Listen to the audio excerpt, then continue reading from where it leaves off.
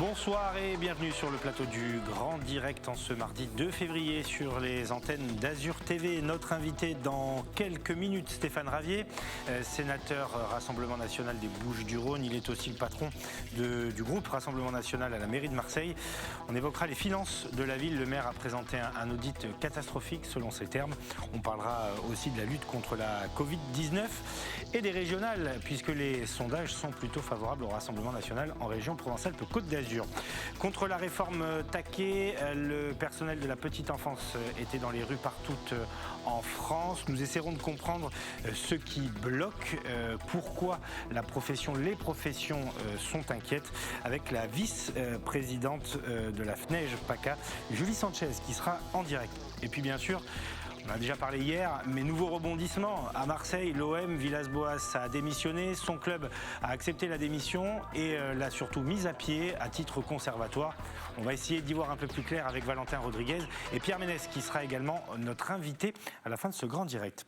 Voilà, le programme chargé, mon cher Eric. Que de rebondissement à l'OM. Hein. Ouais, exactement. Et nous avons quelques beaux reportages, parce qu'on ira à Isola 2000, où la décision officielle de fermer les stations de ski, évidemment, est un coup dur. Il n'y avait pas beaucoup d'espoir avant, mais il n'y en a désormais plus. Donc on verra comment se passe la vie dans la station, parce que les stations essayent de se réinventer. Et puis à Nice, une série de cambriolages qui inquiètent les restaurateurs aussi, sur le cours Saléa. En plus d'être fermés, ils sont visités par des cambrioleurs. Voilà, certains ont été filmés. Le reportage de Marie Giusto dans cette édition. Mais d'abord, Eric, les finances de la ville de Marseille, c'était une promesse du printemps marseillais et de Benoît Payan, le nouveau maire, de rendre public l'audit demandé sur les finances de la ville. Et les finances sont dans le rouge, des finances catastrophiques selon le nouvel édile. Le point avec Manon Mujica. À Marseille, l'heure est au règlement de compte. La nouvelle municipalité a présenté l'audit des finances de la ville. Il a été réalisé sur la période 2014-2019 par un cabinet indépendant. L'étude dépeint une ville fortement endettée. Sur 1,5 milliard de budget, Jean-Claude Gaudin ne laisserait que 13 millions d'euros d'épargne. La droite nous a laissé des caisses vides. La Chambre régionale des comptes avait déjà étrillé la gestion de la précédente municipalité, mais ce nouvel audit met en lumière des éléments accablants, à commencer par des frivolités comme l'achat d'un corbillard limousine à 117 000 € qui n'aurait roulé que 2000 km en 5 ans.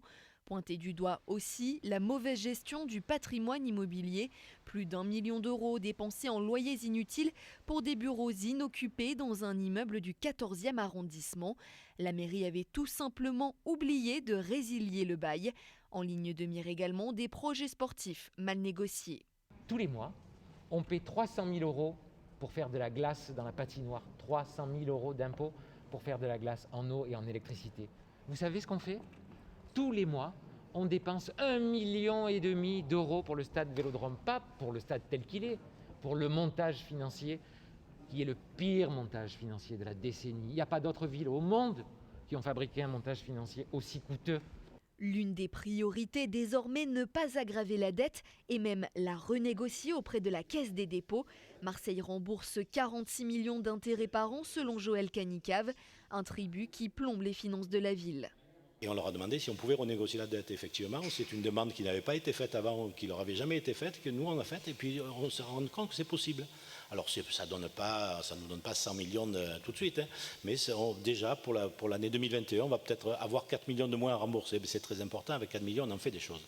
Le prochain conseil municipal sera marqué par le débat budgétaire. Ce qui est sûr, c'est que la majorité va devoir renoncer à certains projets trop coûteux. Le détail sera annoncé au printemps.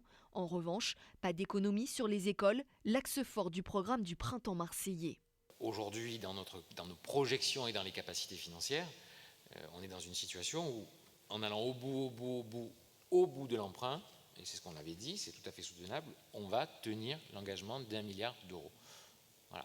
Et qu'ensuite on le lisse dans l'emprunt sur 6 ans, 7 ans, 8 ans, pour l'instant on en est encore à une discussion avec celles et ceux qui vont nous prêter de l'argent, on est encore dans une discussion sur la question des montages.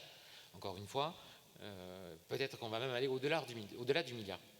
La municipalité s'engage à aller chercher des fonds auprès de l'État, mais évince la possibilité d'une mise sous tutelle. En revanche, Benoît Payan ne se prononce pas quant à une hausse des impôts locaux. Voilà, il ne se prononce pas. Alors ça, on va poser la question à notre invité, Stéphane Ravier, parce que s'il ne se prononce pas, il ne l'exclut pas non plus, alors que c'était une promesse du printemps marseillais. D'abord, bonsoir Stéphane Ravier, merci d'être avec nous, sénateur Rassemblement National, mais surtout président du groupe Rassemblement National au Conseil municipal de Marseille.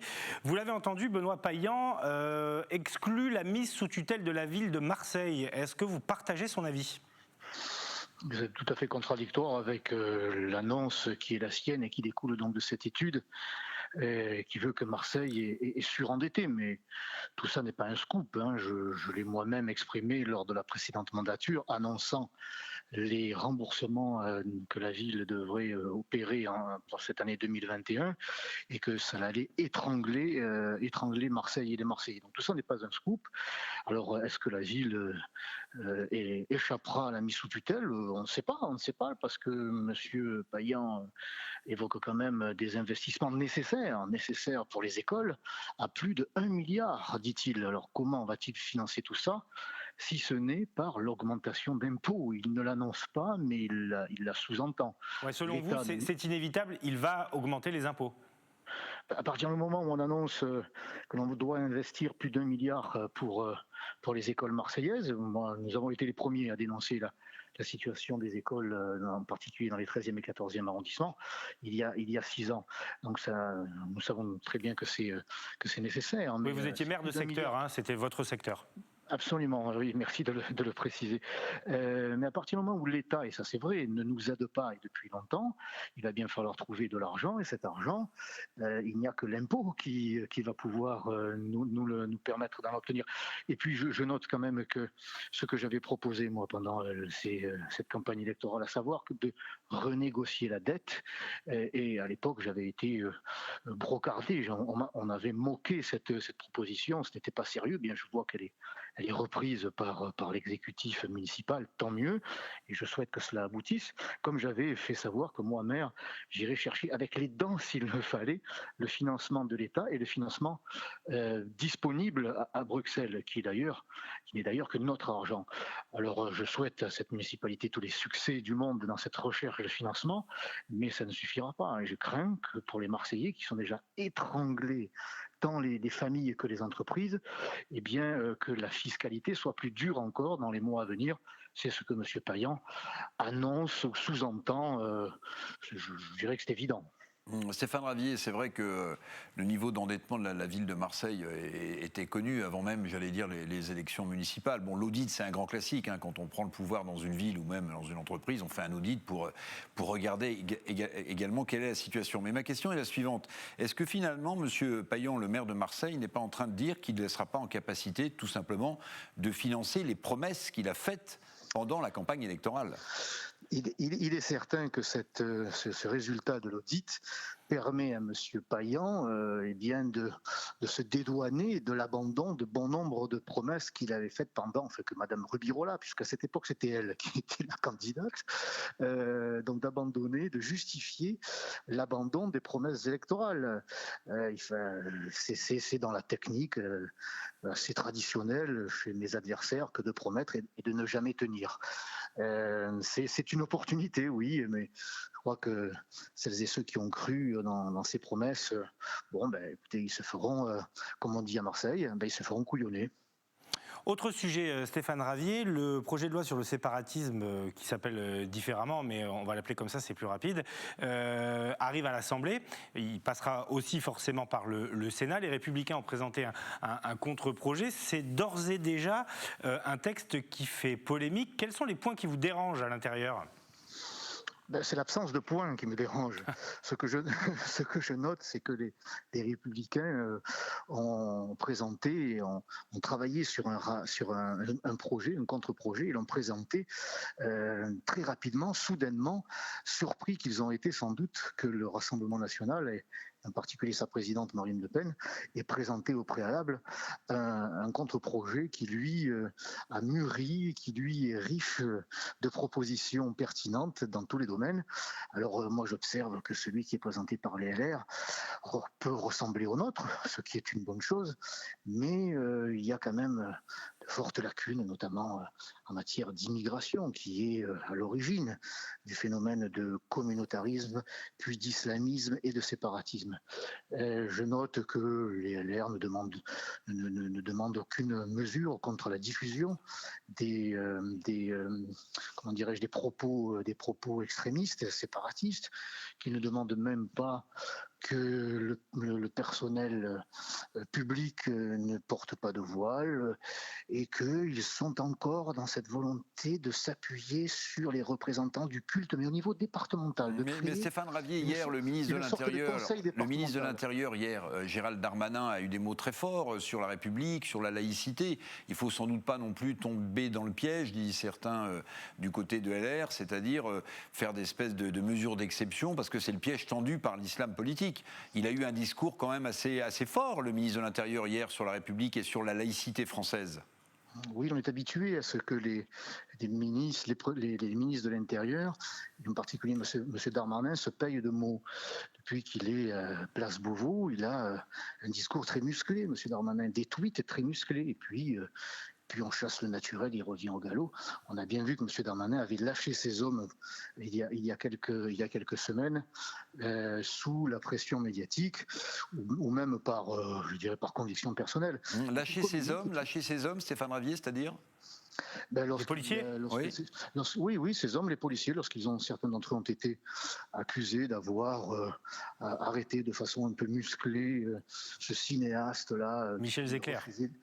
Qui refusait d'être soumis à un contrôle, qui sentait le cannabis et qui est un multirécidiviste. Eh bien, le ministre Darmanin a lâché ces hommes. Exigeant qu'ils soient sanctionnés avant même qu'il y ait eu une enquête. Alors, voilà, avec M. Darmanin, on communique beaucoup et puis on se rend compte que derrière, il n'y a pas grand-chose en réalité. Encore une fois, ce conseil départemental du culte musulman ressemble étrangement au conseil, je dirais, national du culte musulman, au conseil français du culte musulman que Nicolas Sarkozy avait créé en y incluant l'UOIF, c'est-à-dire les extrémistes. Donc, ils n'ont manifestement tiré aucun enseignement de leurs erreurs. Un exemple aussi très concret, le fait que les mosquées soient tenues par des islamistes et que ces mosquées soient financées, soient soutenues par des élus LR en particulier, mais pas que LR, des élus locaux, eh bien, il n'y a aucune mesure de proposée pour lutter contre ça. Donc, si, il y a des mosquées qui sont fermées et qui sont dans l'obligation de se mettre aux règles de la République, quand même, Stéphane Ravier. Écoutez, j'attends que les mosquées marseillaises que j'ai, en tout cas à Marseille, parce qu'elles n'ont plus grand-chose de marseillaises en réalité, que j'ai signalées et qui sont connues de tous d'ailleurs, fassent l'objet d'une enquête et qu'elles soient enfin fermées. Je pense à la mosquée des Cailloles, je pense à la mosquée Isla qui publie encore dans le 15e arrondissement, qui publie des propos insupportables, inadmissibles. Eh bien, ces deux mosquées voient les visites régulières pour l'une de Mme Boyer, pour l'autre de Mme Galli. Bon, quand ce n'est pas de Mme Preciosi qui se rend au congrès chaque année des musulmans du sud de la France, qui invite qui a parmi ses invités des gens sulfureux. Bon, voilà, et de ça, M. Darmanin ne parle pas, le contre-projet des Républicains ne parle pas, ça reste donc très inquiétant. Stéphane Ravier, deux petites questions pour terminer. La première concerne les régionales et Marine Le Pen. Dans les deux cas, le Rassemblement national est très bien placé pour la présidentielle de 2022, selon les sondages récents. Idem pour les élections régionales. Alors a priori, c'est Thierry Mariani qui mènera la liste, mais pour l'instant, c'est pas encore officiel. Vous êtes confiant donc pour ces deux échéances qui sont on ne peut plus importantes ? Oui, confiant. Je préfère entendre que les sondages nous donnent gagnants plutôt que perdants, mais il faut quand même garder la tête froide. Les élections régionales, il n'est même pas certain qu'elles se tiennent encore. Oui, c'est ça, on a encore un doute sur la date. On a encore un doute. Quant aux élections présidentielles, eh bien, c'est pas avant l'année prochaine. Donc, mais c'est une photographie. Les sondages sont une photographie à l'instant T et qui démontre que, eh bien, le travail paye, que ce qu'avait prévu Marine Le Pen, c'est-à-dire que le chaos économique, social, identitaire, sécuritaire, séparatiste, ben, c'est pas Marine Le Pen, c'est Emmanuel Macron, et qu'elle avait raison dans son analyse et qu'elle a raison dans ses propositions. La preuve, LR nous court après. Et que, ma foi, les Français sont de moins en moins intoxiqués par cette diabolisation qui est la dernière cartouche de nos adversaires, et qui se tournent donc de plus en plus nombreux, que ce soit au niveau local comme au niveau national, vers ceux et celles qui ne leur ont jamais menti, qui proposent une véritable alternative. Une dernière chose, donc Stéphane Ravier, on est obligé d'en parler parce que ça a débordé le cadre du football, la situation de l'Olympique de Marseille qui est en crise, avec donc ces événements ce week-end d'une violence rare, l'entraîneur qui quitte le navire tout à l'heure. C'est aussi une source de préoccupation parce que les tensions ne vont pas redescendre dans les rues marseillaises avec les supporters. C'est quand même dramatique, l'image qui est donnée à la fois du club, qui est victime bien sûr, et surtout de la ville. Comment voulez-vous que l'on attire des joueurs? Comment voulez-vous qu'on attire des nouveaux Marseillais avec l'image que certains donnent par leur hyper-violence? J'attends d'ailleurs de M. Darmanin pour savoir s'il va vouloir dissoudre certains groupes de supporters à qui on a peut-être donné trop de pouvoir. Vous êtes pour la dissolution de ces groupes de supporters? Non, enfin, en tout cas moi ce que je constate, c'est qu'ils font preuve d'une extrême violence, alors que l'on parle de débordement, et que c'est inadmissible. Je veux dire, c'est insupportable, sans jeu de mots. Ces gens-là ne sont pas des supporters, ce sont des voyous, ce sont des casseurs, et il faut les sanctionner. Ouais, Stéphane Ravier, sur le sujet de l'OM, il me semble qu'on n'a pas beaucoup entendu la mairie, puisqu'on commençait tout à l'heure avec l'audit de M. Payan. Est-ce que vous souhaiteriez que la mairie s'en mêle un peu plus? Parce que Samia Ghali, beaucoup. Oui, Samia Ghali, mais on n'a pas entendu beaucoup le maire de Marseille, puisque là tout à l'heure il dénonçait certains financements de l'OM, d'emprunts. On n'a pas entendu beaucoup la mairie, me semble-t-il, en tout cas le premier des élus sur ce dossier. Oui, mais peut-être que M. Payan ne s'intéresse pas à l'Olympique de Marseille. Il ne s'intéresse d'ailleurs même pas aux traditions. Je ne l'ai même pas vu ce matin à la Chandeleur, à la traditionnelle fête de la Chandeleur, comme tous les Marseillais, auxquels tous les Marseillais sont attachés. Bon, il reste enfermé dans son bureau, mais c'est vrai qu'il a beaucoup à faire parce qu'il y a beaucoup de choses qui lui tombent dessus. Mais c'est quand même dommage qu'il ne s'intéresse pas à l'Olympique de Marseille, qui est quand même une des vitrines importantes de la ville et qui, elle aussi, je dirais, est brisée aujourd'hui. Et avec la ville elle-même, la ville de Marseille qui en pâtit, et ça c'est absolument inadmissible. Merci beaucoup Stéphane Ravier, sénateur Rassemblement National des Bouches-du-Rhône, en direct ce soir sur les antennes d'Azur TV. Par ailleurs, patron du groupe du même nom au conseil municipal de Marseille. L'OM, on va en reparler à la fin de ce grand direct avec notre spécialiste maison Valentin Rodriguez et le consultant Pierre Ménès. Mais avant cela, du sport, c'est aussi un peu le fonds de commerce des stations de ski, mon cher Eric, mais depuis le début de cette saison d'hiver, les remontées mécaniques sont fermées, en tout cas quasiment fermées pour tout le monde. Il y a quelques petites exceptions qui font travailler un peu les stations, mais voilà, c'est officiel, pas de réouverture en février. Jean Castex l'a confirmé. Et à Isola 2000 dans les Alpes-Maritimes, on accuse un peu le coup. Claudia Olivier. Donc ici vous pouvez voir tous nos skis qu'on n'a pas loués de la saison ou presque. Dylan gère ce magasin de location d'équipements de ski depuis 2 ans. Malgré une belle fréquentation le week-end, il a perdu plus de 60% de son chiffre d'affaires depuis le début de la saison. Normalement une saison c'est 5 mois à fond où on n'a pas trop le temps de respirer. Et là, au contraire, le magasin est vide, nos skis sont tous là, les planches sont là aussi. On loue beaucoup moins de matériel, ce qui est un gros manque à gagner pour le magasin.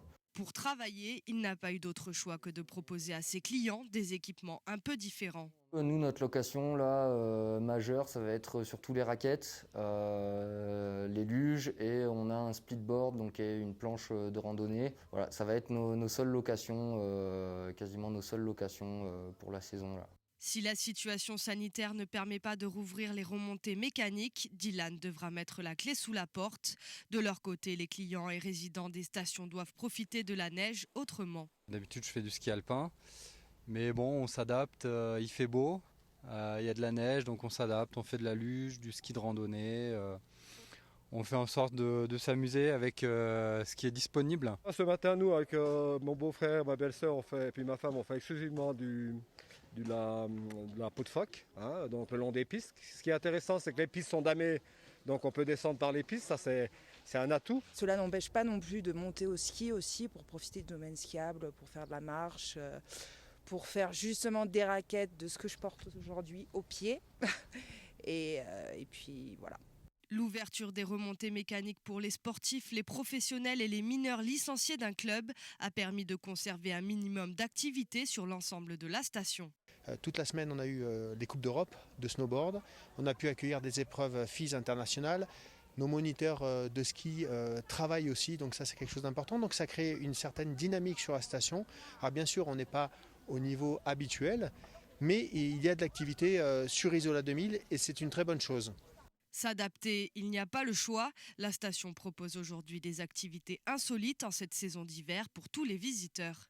Il y a de nouvelles activités comme les traîneaux à chiens qui marchent très très bien. Il y a des baptêmes qui sont organisés et donc c'est déjà presque complet d'ailleurs jusqu'à la fin de la saison. Donc beaucoup d'animations et beaucoup d'activités sont proposées sur la station en respectant les règles de distanciation et les gestes barrières bien évidemment.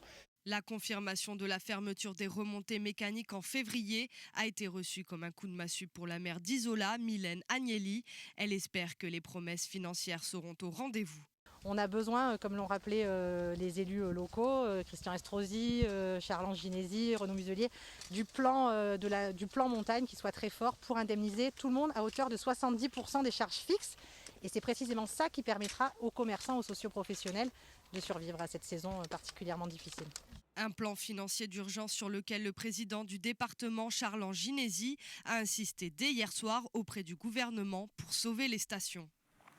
Et justement, Eric, quelques chiffres sur les vacances. Oui, parce que les vacances de février commencent, on l'aurait presque oublié, vendredi prochain pour la première zone. Et vous allez voir, les chiffres de réservation sont dramatiques. 58% de baisse pour tous les secteurs concernés, donc la montagne, la mer ou la campagne en France. Et vous voyez ce chiffre pour la seule montagne. On parle des Alpes, mais aussi des Pyrénées. Le chiffre est de moins 67%. Il n'y a que, paraît-il, le massif des Vosges et du Massif central qui tirent un peu leur épingle du jeu. Mais vous voyez, c'est absolument catastrophique, ces chiffres qui sont tout à fait officiels. Et pourtant, dans le même temps, le secrétaire d'État au tourisme, Jean-Baptiste Lemoyne, a affirmé ce matin que les Français pouvaient partir en vacances. La pandémie n'est pas derrière nous, alors évidemment, sauf si la situation sanitaire devait se dégrader dans quelques jours, mais le secrétaire au tourisme a dit aux Français, partez en vacances.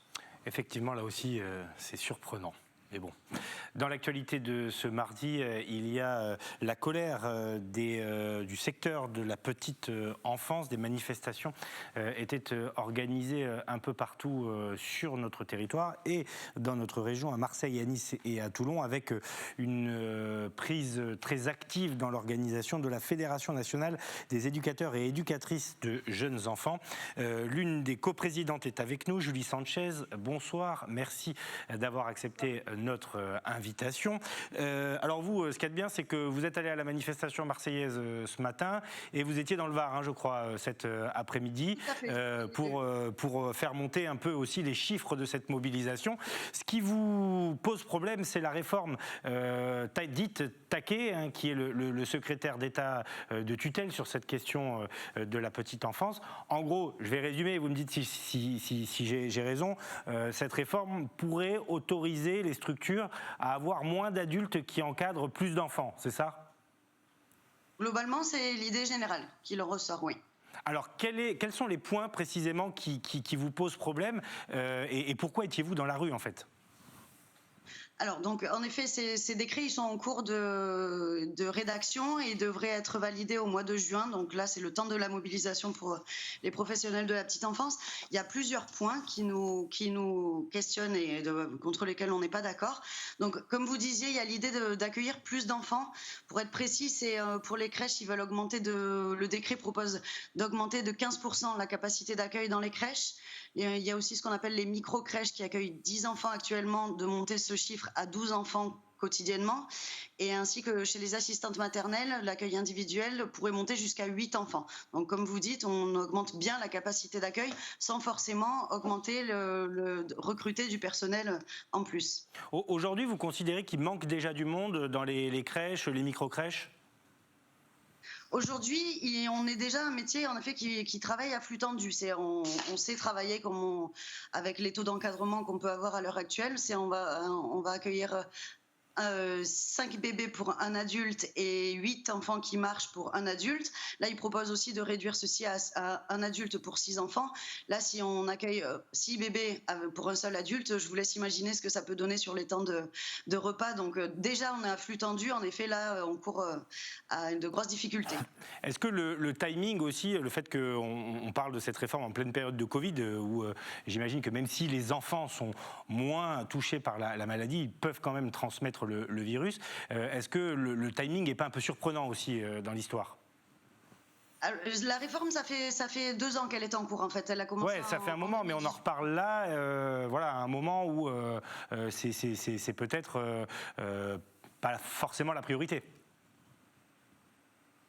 C'est pas la priorité. Après, on ose espérer que la période de Covid, où il y a plusieurs crèches qui ont dû rester ouvertes, a montré l'aspect essentiel de nos métiers aussi. Et la mobilisation, là, en effet, ils viennent de sortir le 15 décembre les nouveaux décrets parce qu'ils seraient potentiellement applicables en juin. Donc là, en effet, c'est à voir. Oui, c'est ça, c'est ce que je vous disais, c'est que finalement, on va peut-être vous obliger à accueillir plus d'enfants, alors que la période de Covid est toujours là et que ça fait quand même planer une forme d'instabilité, d'incertitude. Une dernière question, elle concerne les mobilisations. C'est un mouvement qui a plutôt été bien suivi, avec des cortèges assez fournis quand même dans les 3 grandes villes de notre région. Est-ce que vous êtes satisfaite de la mobilisation du secteur ?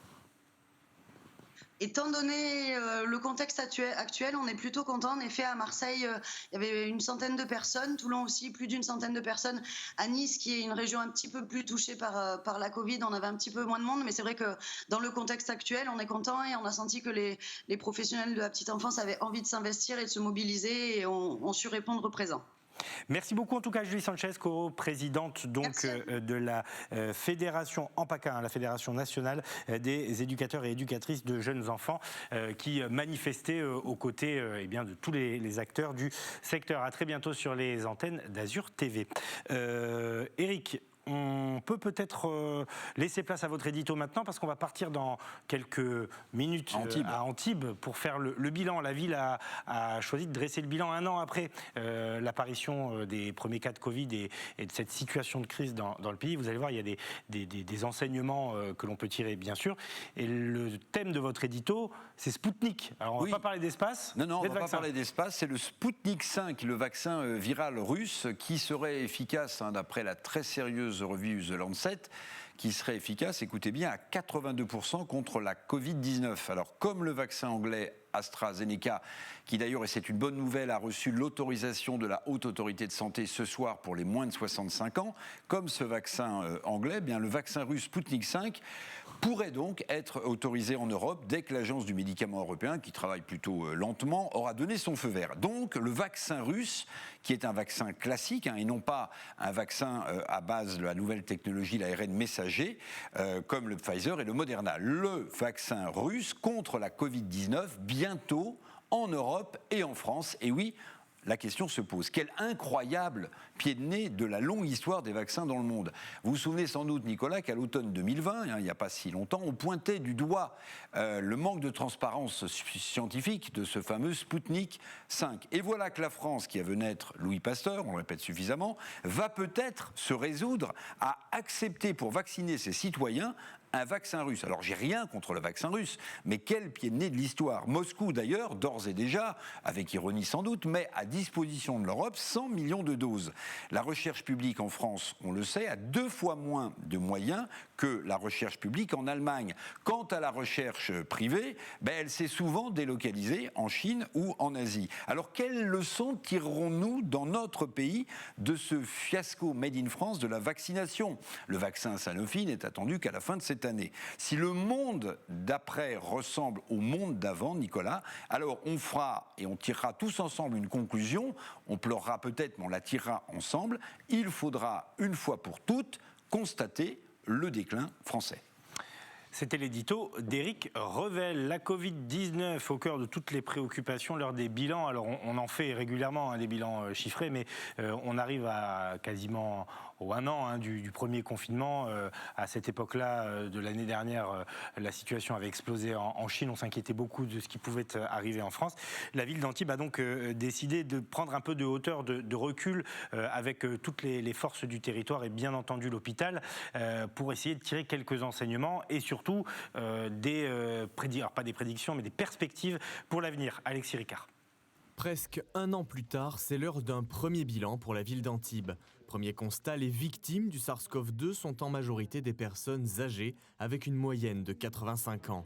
Le coronavirus est donc bien plus agressif qu'une simple grippe au-delà de 50 ans. En revanche, chez les sujets jeunes, la létalité reste plus faible. Sur 600 patients qui ont été hospitalisés sur Antibes, on a à peu près 100 décès comptabilisés et ils sont concentrés essentiellement sur une moyenne d'âge qui s'apparente autour de 85 ans. Donc il est clair que le public cible aujourd'hui, pour lequel il faut avoir une attention particulière, ce sont les personnes effectivement qui sont les plus âgées. Néanmoins, on a observé que sur l'hôpital, il y a eu aussi des patients beaucoup plus jeunes avec des séquelles importantes qui ont pu faire des passages en réanimation. Il est clair que cette maladie est loin d'être anodine. Une mortalité qui diminue par rapport à la première vague grâce notamment à des techniques de prise en charge améliorées. Le deuxième élément qui est aujourd'hui un peu plus clair, c'est la façon de traiter le malade. Bien sûr qu'il n'y a pas de médicaments miracles, mais on voit bien que les corticoïdes, les anticoagulants, la gestion de la prise en réanimation des patients à risque a considérablement amélioré la prise en charge des malades et a diminué considérablement la mortalité. Donc ça, c'est un élément positif. Le troisième élément positif, c'est qu'on a un vaccin, on a même plusieurs vaccins. En tout, près de 4000 personnes ont été vaccinées à Antibes. Logiquement, les plus fragiles ont bénéficié en priorité du vaccin. 80% des résidents en EHPAD ont reçu l'injection. Problème, les doses disponibles se font rares. Il ne manque pratiquement qu'une chose pour sortir rapidement de cette crise, c'est suffisamment de doses. On est en capacité de multiplier par 4, 5, même 10 le nombre de patients vaccinés dans un espace de temps très court. Malheureusement, non seulement on n'a pas plus de doses, mais on en a moins. Plus de 75 ans avec des maladies associées, on n'arrive pas à les vacciner tous.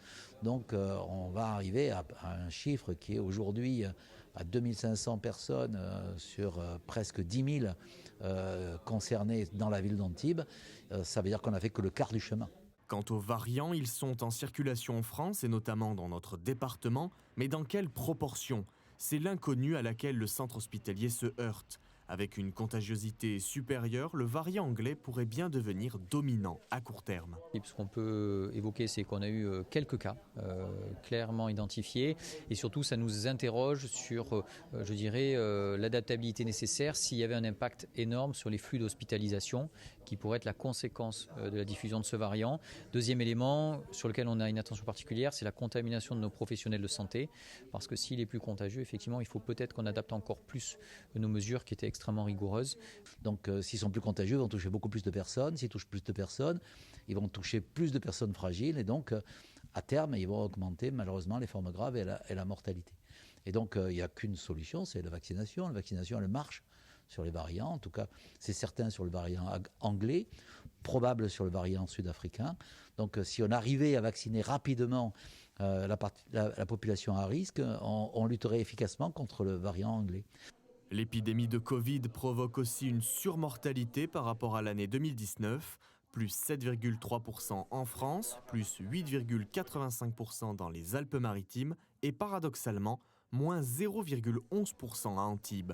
Une curiosité statistique liée au faible échantillon pris en compte. Voilà, ça permet de vérifier en tout cas ce qu'on savait, avec quand même donc, un taux très élevé de plus de 85 ans, ce qui confirme que plus on est âgé, évidemment, plus on est exposé. Et donc le manque de vaccins, on le constate. On est prêt à vacciner à Antibes. Et puisque Jean Leonetti parlait du variant anglais, on a appris ce soir, alors on ne sait pas s'il faut en rire ou en pleurer, mais on a appris ce soir qu'il y avait 11 cas en Grande-Bretagne du variant anglais, c'est-à-dire que le variant lui-même est en train de muter. Alors je ne sais pas combien de fois le variant va muter, en tout cas pour l'instant la couverture des vaccins a l'air de prendre tout ça en compte, mais vous voyez ça nous renvoie aux poupées russes, des variants sur des variants sur des variants, ça nous renvoie à cette idée de poupées russes les uns dans les autres, et ça nous renvoie à Sputnik 5, vous voyez le vaccin russe. Voilà. Bonsoir Denis Caro, directeur des rédactions du groupe Nice Matin, Var Matin et Monaco Matin, forcément. Beaucoup de choses à voir avec vous, enfin en tout cas 3 gros sujets demain dans le journal. Bien entendu, ce sordide fait divers à Toulon. L'enquête autour d'Olivier Bettati, on resituera un peu tout ça tout à l'heure, cet élu mentonné qui, selon votre enquête, vous démontrez qu'il a plus été piégé qu'autre chose. Vous nous raconterez un petit peu tout ça parce qu'il avait été mêlé à une affaire et à un coup de filet autour du grand banditisme. Et puis, puisqu'on parlait de la Covid, cette pénurie de soignants dans notre région, Alpes-Maritimes et Var, c'est une réalité, il manque des soignants ? C'est une réalité incontestablement et c'est notre fait du jour demain. Cette pénurie de soignants, elle devient extrêmement préoccupante alors que les établissements de soins sont au bord de la saturation. Les soignants, ils ne sont pas assez nombreux, ils sont fatigués, ils sont, et c'est une réalité, eux aussi touchés par le virus. Alors d'après les syndicats, il y aurait eu jusqu'à 400 soignants infectés au CHU de Nice. C'est des chiffres qui sont contestés par la direction, mais la réalité c'est que de toute façon il y a beaucoup de soignants qui sont eux-mêmes touchés, ce qui complique considérablement le fonctionnement des hôpitaux et des cliniques. La pénurie de soignants, elle touche aussi et très fortement les EHPAD. Et on le voit, il y a énormément d'annonces de recrutement, mais il y a très peu de candidats. Et d'ailleurs, la CGT a organisé aujourd'hui une opération recrutement factice dans le hall de l'hôpital de Pasteur 2 pour démontrer qu'il manque du monde et pour démontrer qu'il faut aller chercher des candidats et continuer à recruter. Oui, c'est compliqué, parce qu'effectivement, s'il y a des emplois mais peu de candidats, on ne se forme pas en 3 semaines, et ça, on le dit depuis le début de la crise. Depuis plus de 3 semaines. Depuis plus de 3 semaines, oui, tout à fait. Autre sujet tout aussi grave, parce que c'est quand même peu banal, ce qui s'est passé hier au centre-ville de Toulon, Denis. Nous étions nous aussi sur place. Cette tête tranchée retrouvée au centre-ville de Toulon. Je ne sais pas si j'ai pas dit Nice. Enfin, bon, c'était à Toulon. Une dispute qui aurait dégénéré entre deux marginaux. Vous en savez un peu plus, vous, sur le profil de l'assassin présumé, qui était alcoolisé au moment des faits, un ancien militaire. Vous nous apprenez pas mal de choses demain dans le journal et aujourd'hui sur les sites du groupe. Oui, on y revient très largement dans Var Matin demain. On en sait un peu plus effectivement sur cet homme, alors qui lui-même n'est pas un marginal. C'est un militaire qui était en arrêt maladie depuis début janvier, qui devait reprendre le travail, ne l'a pas fait, n'a pas donné de nouvelles, et une procédure avait été ouverte par la Marine nationale pour désertion. C'est quelqu'un qui connaissait des problèmes personnels importants. Il était en instance de divorce, mais des problèmes qui n'expliquent absolument pas l'horreur du geste qu'il a commis hier. Il était effectivement alcoolisé, visiblement sous l'emprise de stupéfiants, mais on ne sait pas ce qui a provoqué ce geste absolument fou. Il a été hospitalisé, je crois, d'office. Il a été hospitalisé d'office et il n'a pas pu être entendu en raison de son état de santé par les enquêteurs. Donc on n'en sait pas plus. De la même manière, on ne sait pas grand-chose pour le moment sur l'identité de la victime et les liens entre les deux hommes. En tout cas, effectivement, une scène d'horreur avec des témoins qui ont vu aussi la tête tranchée et on n'a pas douté que l'enquête fera un petit peu plus de lumière là-dessus. L'enquête, justement, vous l'avez menée autour de ce qui est arrivé à Olivier Bettati, un homme politique qu'on connaissait bien à Nice et qui désormais est élu à Menton. Il a été pris dans un coup de filet autour du banditisme, du grand banditisme même dans cette même ville de Menton. Et demain, dans le journal, on apprendra qu'apparemment, c'est un piège qui lui a été tendu. Oui, on revient sur cette affaire qui est extrêmement spectaculaire et sulfureuse. Il y avait tous les ingrédients du grand banditisme. Un élu, Olivier Bettati, il est connu, il a été élu à Nice, il est conseiller régional, il a été candidat à la mairie de Menton, il n'a pas été élu et visiblement, c'est en tout cas ce qu'ont démontré les investigations de nos journalistes, c'est un piège qui lui a été tendu pendant cette campagne électorale à Menton. Il a le tort d'avoir été l'ami d'enfance de quelqu'un qui est considéré comme un vrai truand et un membre du milieu sur la côte qui s'est prévalu de ce rapport qui date d'une quarantaine d'années pour échafauder un piège et Olivier Bettati était au centre de ce piège. Il y a eu dans cette histoire des centaines d'heures d'écoute téléphonique, des moyens considérables. Olivier Bettati a passé au total 114 heures entre sa garde à vue et le temps du déferment. Il a passé 5 nuits au commissariat et dans les geôles du commissariat à Marseille et effectivement cette montagne accouche d'une souris. Visiblement aucune charge ne sera retenue contre Olivier Bettati, mais le mal est fait en termes de réputation. Et au profit de qui alors? On a une idée, est-ce que c'est les adversaires politiques ou là on n'a pas encore d'explication ou de piste?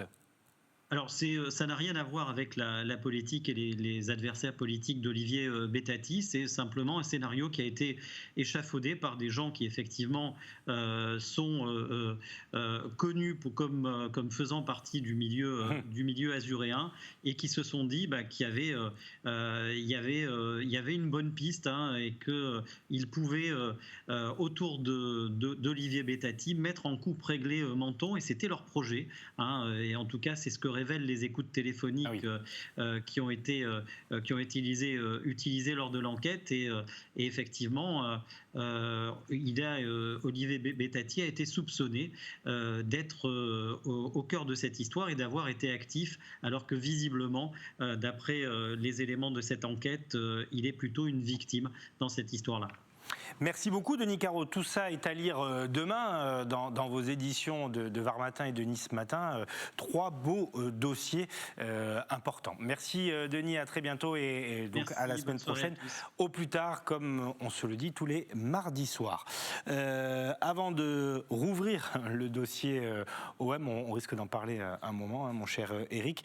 Cette série de cambriolages qui inquiète les commerçants du Cours Saleya à Nice, c'est tout au bout de la promenade des Anglais pour ceux qui ne connaissent pas, des restaurants qui sont fermés et qui sont visités, cambriolés, au moins 3 d'entre eux en quelques jours et certains malfrats ont même été filmés par des caméras de vidéosurveillance. Marie Justo. En plus des fermetures administratives, un autre problème travaille les restaurateurs du Cours Saleya. Ils doivent aussi composer avec des visites nocturnes dans leurs établissements. En seulement quelques jours, 3 d'entre eux ont été cambriolés. Ici, les intrus ont été filmés par les caméras de surveillance. Les individus sont rentrés par une porte côté mer, l'établissement étant fermé en n'ayant personne, sont mis au bar, sont montés là-haut, ont uriné derrière le bar, ont touché à tous les aliments que nous avions dans les frigos puisqu'on travaille une fois par semaine, on fait des menus à emporter dans des cagettes, on fait des collaborations avec des chefs de la région notamment. Sur ces images mises à disposition de la police, 2 individus se restaurent tranquillement en cuisine en pleine nuit. Quelques jours plus tard, une autre effraction est constatée. Gros préjudice pour nous. Et voilà, un des deux individus est re-rentré dans l'établissement dans la nuit d'avant-hier avec une femme. Et là, ils sont rentrés par l'autre porte à grands coups de pied, ont volé beaucoup de bouteilles d'alcool qui étaient présentes dans notre display au bar. Voilà, ont pris ça en cagette et sont repartis, nous abîmant fortement la porte au passage. Un préjudice moral, matériel qui s'ajoute à une crise sanitaire et sociale liée à la Covid-19. On nous empêche de travailler, on ne peut pas travailler, nos établissements s'abîment, se font visiter la nuit par des individus. Voilà, psychologiquement, c'est lourd. On voit des comportements la journée et le soir, oui, de plus en plus inquiétants. Ça traîne autour de nos établissements, on se fait visiter, nous ne sommes pas les seuls. Certaines personnes arrivent à rentrer pour pouvoir dormir à l'abri, je comprends. Maintenant, aujourd'hui, ce n'est pas notre rôle. Hier, j'ai fait un appel au préfet et à monsieur le maire de faire quelque chose. Pour l'instant, je n'ai pas eu de réponse à mon appel, mais j'espère qu'on va y arriver parce qu'on n'a pas besoin de ça aussi. On n'a pas besoin de ça. On a déjà assez de souffrance, on a déjà assez de malheur. On n'a pas besoin qu'on arrive le matin, notre établissement est cambriolé. Les gens rentrent, ils dorment. Il y a un établissement, les gens dormaient dans l'établissement pendant plusieurs jours. Et ils se servaient dans les frigos, ils se servaient dans les bars et tout ça. C'est pas normal. 2 autres établissements ont également été visités. Les restaurateurs du cours Saléya s'inquiètent de l'insécurité ambiante qui croît depuis quelques semaines. Un autre problème à régler donc, pour ces restaurateurs, vague de cambriolage ou en tout cas d'intrusion, c'est problématique quand même. Ah bah oui, c'est plus que problématique, hein. Comme il est dit, ça rajoute de la difficulté à la difficulté, il n'y a pas de mots. Alors, Monsieur Jory parlait d'un appel qu'il avait lancé à la mairie de Nice. Peut-être que Christian Estrosi ou le maire qui s'occupe de la sécurité pourrait réagir, pourrait peut-être aller les voir ou comprendre ce qui est en train de se passer, parce que c'est pas un cas isolé, c'est 3 établissements. 3 établissements. Donc ça devient sans doute un sujet. Puis évidemment, les restaurants qui sont fermés sont des proies faciles parce que par définition, à part les caméras de surveillance, il n'y a personne à l'intérieur. Ouais, certains se sont fait piéger et les images sont à la disposition de la police, bien évidemment. On va terminer ce grand direct avec le feuilleton du moment, hein. C'est bien parti en tout cas pour durer. L'Olympique de Marseille, on en discutait hier avec nos invités. Les événements du week-end, c'est monté très haut dans la tension. Vous voyez ces images. Et là, coup de théâtre, cet après-midi, André Villas-Boas, l'entraîneur, qui dépose sa démission. Alors non pas c'est en raison de ces événements, mais à cause d'un désaccord avec sa direction. Valentin Rodriguez était à cette conférence de presse et il nous explique tout ça. Nouveau coup de tonnerre à l'OM. Après les violences commises par certains supporters le week-end dernier au centre d'entraînement, le coach olympien André Villas-Boas a déclaré avoir présenté sa démission à la direction du club en conférence de presse. Le mercato a fini avec l'arrivée d'un nouveau joueur. C'est une décision qui n'était pas prise par moi, qui n'a rien à voir avec cette décision. Je l'ai appris par la presse le matin quand je m'ai réveillé. En fait, c'est précisément un joueur que j'ai dit non. Et c'était jamais un joueur qui était dans notre liste. Et il a fini pour venir, j'étais pas au courant. Je m'ai réveillé, j'ai regardé le site maintenant numéro 1 en France pour des informations de l'OM qui a transmettre l'arrivée d'un nouveau joueur.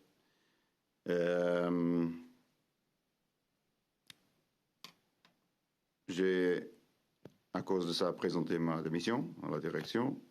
L'OM a recruté dans les dernières heures du mercato d'hiver Olivier Ncham, prêté avec option d'achat par le Celtic Glasgow. Une décision prise sans l'accord du coach marseillais qui souhaite partir à 5 mois de la fin de son contrat.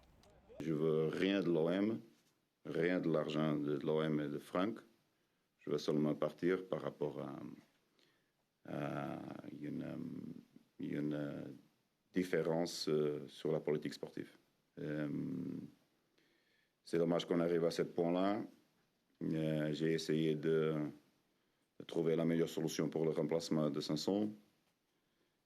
C'était quelque chose qu'on attendait dans beaucoup de temps, mais je ne peux pas accepter comme professionnel, une personne qui donne tous. S'il y a quelque chose que pour moi est intouchable, c'est mon professionnalisme envers mon équipe et les heures que je dépense pour faire le mieux. Et je ne peux pas accepter ça. À la suite de cette conférence de presse, la direction du club a officialisé la mise à pied à titre conservatoire d'André Villas-Boas, compte tenu de la répétition récente d'agissements et d'attitudes qui nuisent gravement à l'institution olympique de Marseille, indique le communiqué. Voilà, ça c'est déjà une situation complètement ubuesque. Eric, avant de rejoindre nos invités, on a un coach qui propose sa démission, qui dit qu'il veut partir sans demander d'argent. Et derrière, la direction de l'OM qui dit non, on va faire une autre procédure. Oui, donc s'il le met à pied, peut-être qu'il pourra négocier des indemnités pour partir. C'est-à-dire qu'il aurait pu partir gratuitement et on va lui donner des indemnités pour qu'il parte. Enfin, alors on va demander à nos spécialistes de décrypter, parce que moi j'avoue que je suis un peu. Enfin, il en a gros sur la patate. Désormais perdu. On l'entend. Alors on va voir. Il est marqué, il en a ras-le-bol. Partir à ce moment-là de la saison. Bon, bref. Bonsoir Pierre Ménès. Merci d'être avec nous en direct ce soir. On ne vous présente plus. Consultant, notamment dans le Canal Football Club, mais autorité dans le football. Et puis notre spécialiste aussi, Valentin Rodriguez, qui lui suit l'OM au quotidien. Alors Valentin, on ne va pas vous garder longtemps, mais juste, on va commencer avec vous pour que vous nous recontextualisiez un peu tout ça. Vous arrivez en conférence de presse cet après-midi, il n'y a qu'André Villas-Boas de prévu. Habituellement, il y a toujours un joueur qui l'accompagne. Et là, il lâche cette bombe, on peut dire, de sa démission. Oui, exactement. Bonsoir messieurs, oui, il lâche une bombe clairement, on s'y attendait pas de cette manière-là, on va dire. C'est un peu surprenant après les événements de ce week-end. Puis c'est vrai que vendredi, lors de sa dernière conférence de presse, il avait précisé qu'il resterait en juin, jusqu'en juin. Là, bon, je pense que voilà, ce coup de massue de Encham qui n'était pas prévu selon ses goûts, voilà, il ne voulait pas de ce joueur. Ça a un petit peu mis le coup de massue à tout le monde. Et c'est vrai que voilà, c'était la stupeur vraiment pour tout le monde, même les supporters. On en a croisé quelques-uns qui étaient surpris. Il a d'ailleurs, je ne sais pas si vous avez pu voir sur les réseaux sociaux, on a vu André Villas-Boas partager un petit message d'adieu. On va l'entendre. Il a été stoppé par certains supporters qui sont tristes quand même de ce départ, car vraiment, voilà, il a laissé quand même une trace. Il a permis à l'OM de revenir en Ligue des Champions. Malgré tout, il a battu le PSG, il a battu Lyon, il a battu des grosses équipes. Et c'est vrai que là, ces derniers temps, on voyait pourtant une certaine solidarité avec Longoria sur les choix, notamment Milik, qui est un choix de collectif.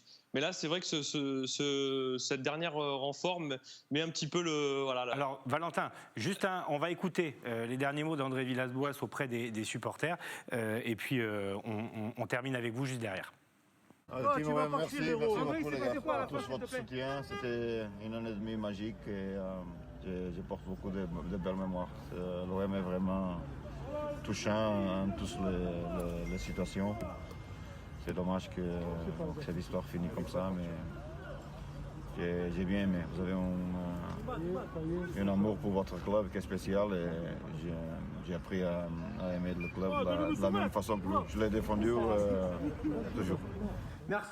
Voilà, on le sent touché là sur les mots. Vous l'avez senti comment, vous, en vrai, si j'ose dire, Valentin? Bah, on le voit, hein. D'ailleurs, il met du temps, un petit peu, quelques secondes avant de dire j'ai présenté ma démission. Voilà, il est touché quand il dit ses propos. On s'est tous regardés assez surpris. Et c'est vrai que voilà, même Elodie Malatré, la responsable de la chef de la communication. Voilà, c'est ça exactement.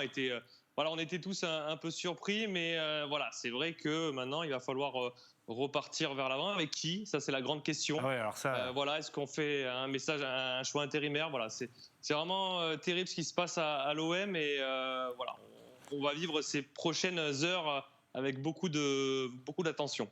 Merci beaucoup Valentin. On va se tourner maintenant vers Pierre Ménès pour tenter de comprendre et de se projeter un peu plus loin. Pierre, vous qui observez le football depuis des années, est-ce que vous comprenez la décision d'André Villas-Boas? Est-ce qu'à ce moment-là de la saison, après les tensions de samedi, il a le droit de démissionner pour un désaccord sportif? Ça faisait quand même un moment qu'André Villas-Boas exprimait une forme de ras-le-bol. Tantôt sur les dirigeants, tantôt sur ses joueurs, tantôt sur le manque d'ambition et de moyens du club. Donc, qui dit stop, je ne suis pas plus surpris que ça. Je voudrais aussi connaître le vrai rôle des incidents de samedi dans sa décision.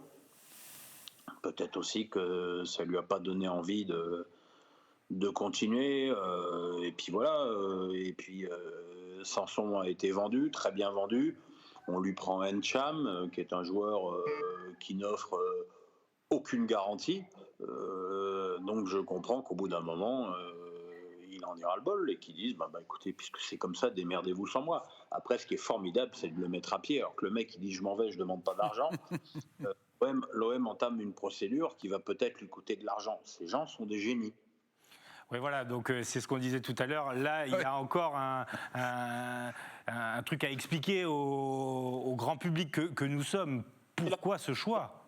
C'est la spécialité de Jacques-Henri Hérault, la mise à pied.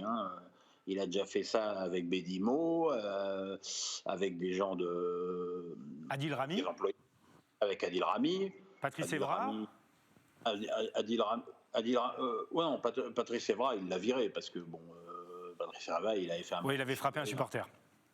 Adil Rami, il l'a viré parce qu'il a été faire Fort Boyard. J'attends avec impatience le rendez-vous au tribunal des prud'hommes pour voir que l'OM va être condamné à payer 2 à 3 millions d'euros à Adil.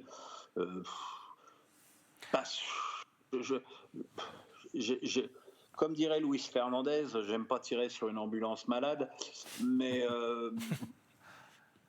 là, Jacques-Henri Hérault, stop, quoi. Là, alors justement, Pierre Ménès, Jacques-Henri Hérault, vous avez sans doute entendu la déclaration de Bernard Tapie, je crois que c'était sur Info, je crois qu'il l'a traité d'abruti, me semble-t-il, il demande sa démission, c'est le prochain à partir sans mise à pied, Jacques-Henri Hérault? Il n'y a personne pour le mettre à pied, c'est lui le patron. Donc, il y en a un au-dessus de lui, il y a l'actionnaire principal. Oui, je vais... ça devrait se négocier avec un chécos, tous négocient avec des chécos. Franchement, vendredi, des supporters qui vont manifester devant la commanderie, 50 abrutis qui rentrent pour tout casser. Mardi, le coach qui démissionne, il joue à Lens demain soir, ils reçoivent le PSG. Alors moi, je voudrais d'ailleurs ouvrir une petite parenthèse. Ce que je trouve absolument formidable, c'est que personne ne remette en cause l'avenue du Paris Saint-Germain à Marseille dimanche. On a l'impression que ça passe crème, quoi. Vous craignez qu'il puisse y avoir des incidents, enfin des choses comme ça? S'il y a eu 500 mecs qui ont mis le bordel à la commanderie, pourquoi pas qu'il y en ait 1000 ou 1500 ou 2000 devant le Vélodrome pour l'avenue du PSG? Vous savez, le match il peut être à huis clos, ça n'empêche pas de caillasser le bus en arrivant. C'est sûr. Voilà, et de bloquer la sortie à la fin. Moi, je trouve... On a quand même reporté le match contre Rennes, parce qu'il y avait des incidents. Je pense qu'il y a à peu près 12 km entre la commanderie et le Vélodrome. On a donc annulé un match parce qu'il y avait des incidents à 12 km de là. S'il y a des incidents au Vélodrome dimanche, on va dire au PSG, finalement, on a eu tort, rentrez chez vous. Il faut arrêter de se foutre de la gueule du monde. Alors, je sais bien qu'en ce moment, le foot français est géré totalement par des pimpins. On en a la preuve dans d'autres domaines qui me touchent tout particulièrement. Mais là, stop, quoi. Trop, c'est trop. Alors justement, j'ai eu la chance de parler pendant une dizaine de minutes à Bernard Tapie en début d'après-midi au téléphone. Il ne voulait pas intervenir ce soir parce qu'il avait été un peu échaudé par son expérience sur France Info, mais lui expliquait que sa position, c'est évidemment que Jacques-Henri Hérault quitte le club et que d'une façon très, très nette, lui et McCourt avaient vidé de sa substance l'âme de l'Olympique de Marseille, qui s'était complètement coupé des supporters, qui est une conséquence, qui est une composante essentielle du club, et que les supporters avaient une arme à leur disposition, c'est de ne plus aller au stade une fois que le stade serait rouvert. Mais voilà, est-ce que vous considérez que McCourt et Hérault ont transformé l'OM en un club que ses supporters ne peuvent plus regarder à la télévision? Il prenait l'exemple d'un divorce avec une femme. On a beaucoup aimé une femme de laquelle on divorce, ou pareil pour les femmes qui divorcent des hommes. On regarde toujours ça avec un peu d'attention, mais on souffre finalement. Et lui, c'est ce que dit Bernard Tapie, c'est que finalement la rupture est clairement consommée et qu'elle sera quasiment insurmontable. Oui, c'est vrai que je ne vois pas bien cet attelage durer encore longtemps. Excusez-moi, je suis assailli par mes chiens. Oui, je vois pas ça durer longtemps. Maintenant, McCourt, il a mis de l'argent, il va vouloir quand même en récupérer. Il peut vendre selon vous? Ouais, mais vendre à qui? Vous croyez que ça donne envie à quiconque de... tu crois que tu donnes envie à quiconque de mettre, parce que bon, qu'il faut racheter l'OM, hein, on va dire, allez, peut-être 150 millions, 200 millions. Il faut en mettre autant pour rebâtir une équipe à peu près potable, et certainement pas pour jouer les premiers rôles. Qui a envie de mettre 400 patates et puis s'ils perdent 4 matchs pour se faire casser la gueule par des supporters? Voilà, on n'attrape pas non plus les mouches avec du vinaigre. Je pense que le message envoyé, parce que les gens ils me disent oui, Marseille c'est la passion, tu peux pas comprendre, t'es même pas Marseillais. Oui, je suis pas Marseillais, mais s'il y avait un Marseillais qui pouvait investir 400 millions dans l'OM, ça se saurait. Donc l'investisseur, il viendra ailleurs et probablement pas de France. Et s'il vient pas de France, il va se renseigner auprès de ses conseillers, de ses avocats, et les mecs vont lui dire mais surtout, mais pas ton pognon là.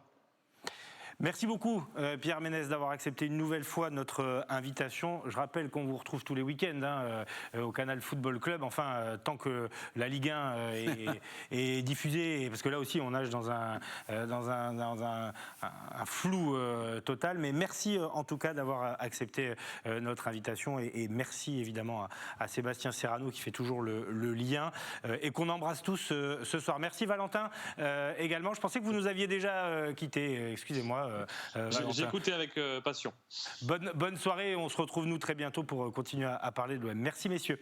Merci Nicolas. Eric, c'est la fin de ce grand direct. Merci à Sébastien Lyotard, Théo Sarfati, Mickaël Fernandez ce soir, Fabrice Giusto, Philippe Codet et Stéphanie Mossman. Bonne soirée, à demain sur les antennes d'Azur TV.